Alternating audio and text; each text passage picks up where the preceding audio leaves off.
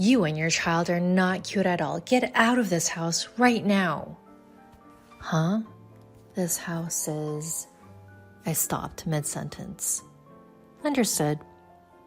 Saying that, I began to pack my belongings. My husband looked flustered as he watched me. Hey, you don't have to leave just like that. But your dear mother-in-law told me to leave. I have to obey her, don't I? Matt, don't bother with that woman. Come over here and let's eat cake. My mother-in-law had a triumphant look on her face. I decided in my heart to break her nose and take my daughter back to my parents' house. My name is Jennifer, a 34-year-old office worker. I married a man named Matthew 2 years ago. We met through a trendy dating app and became a couple after a year of dating. My husband is a little unreliable, but he is a very kind and attentive man. When we were dating, he would research restaurants I wanted to try and plan our dates in advance. After we got married, he would wash the dishes when I was tired or buy me my favorite dessert. About a year after we got married, we had a cute daughter, and my husband actively took care of her. I thought I had found a really good husband.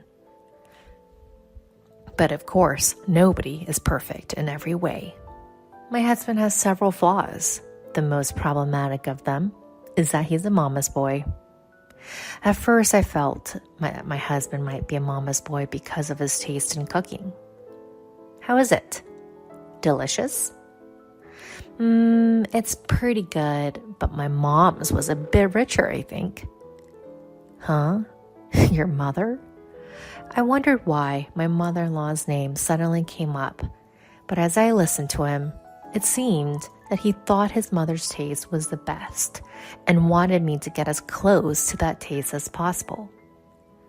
Overall, my mother-in-law's cooking seemed to be on the richer side, so for now, I decided to make the dishes richer as my husband requested, even when we went on trips. What should I buy for my mom as a souvenir? He would say. Although his father was also around, I thought it would be more normal to say, what should we buy for our parents? But my husband always started with, for my mom. I think it's good to take care of one's mother and that there are quite a few mama boys out there. But I would later find out that my husband's attachment to his mother went beyond the normal range. I think we should live with my mom. Wait, what? Why all of a sudden? It seems like my mom and dad are getting divorced.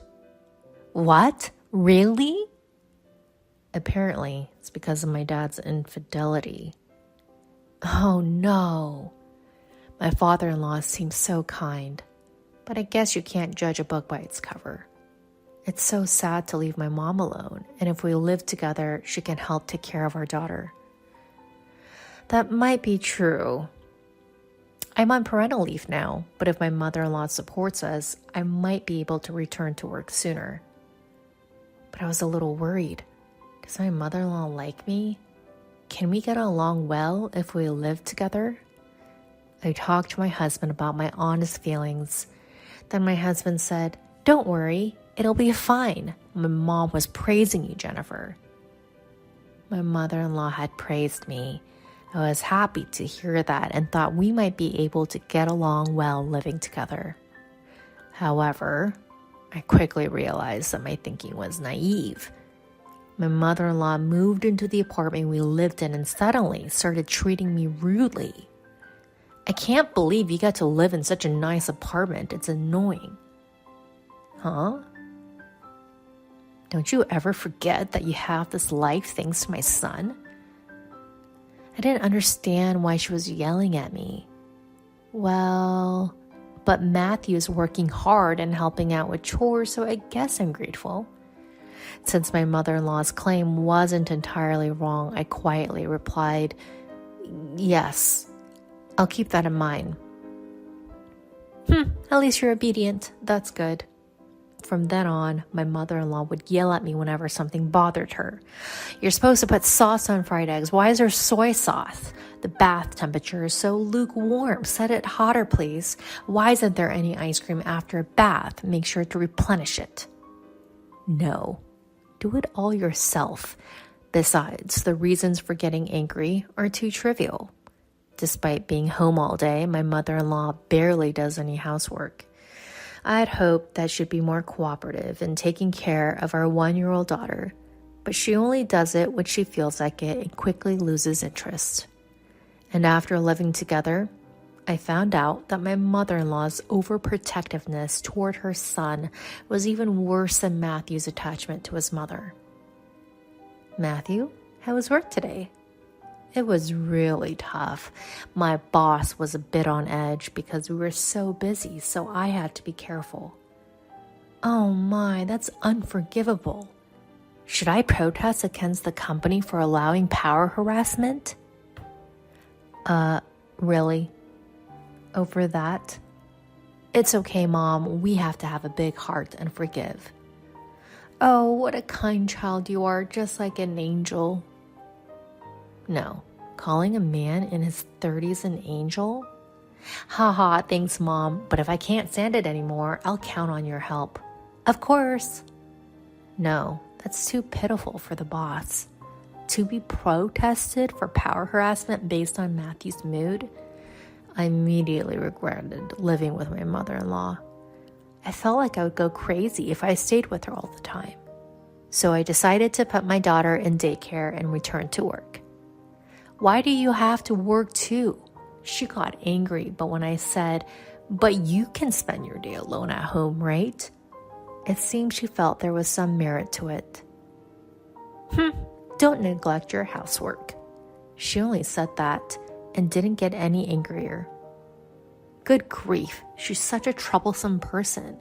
I never know what will set her off. After that, my stress was somewhat reduced as I started working and spent less time with my mother-in-law. But a problem arose about a year after we started living together. That day happened to be my daughter's 2nd birthday.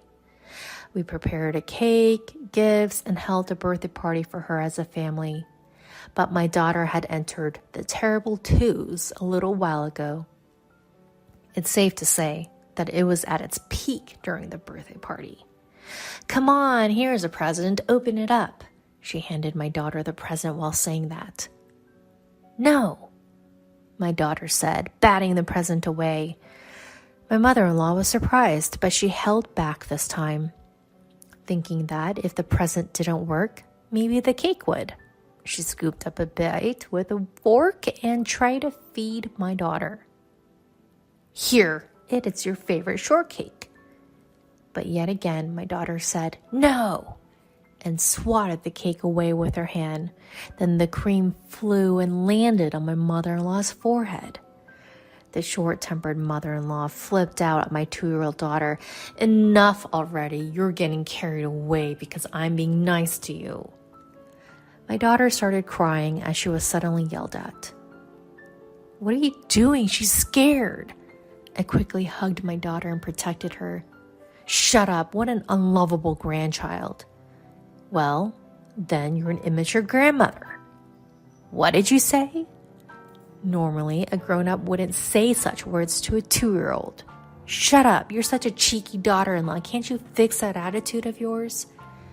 As we argued, my husband joined in. Cut it out, don't insult my mom. Huh? You're siding with your mother in this situation? You should be protecting your daughter. We can have more kids, but I only have one mom in this world. You're the worst.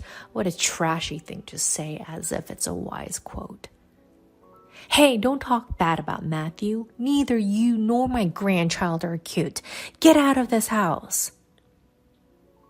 Huh? This house is...